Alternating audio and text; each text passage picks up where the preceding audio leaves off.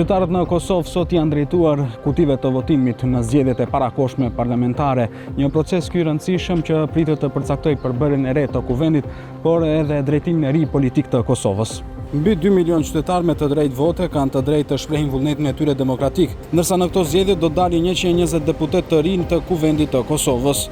Qendrat e votimit janë hapur në orën 7 të mëngjesit, ndërsa procesi do të vazhdojë deri në orën 19, por edhe pritet të mbyllet procesi i votimit. Shumë mirë ka qenë rregull, përsëri jo bashkë shumë njerëz.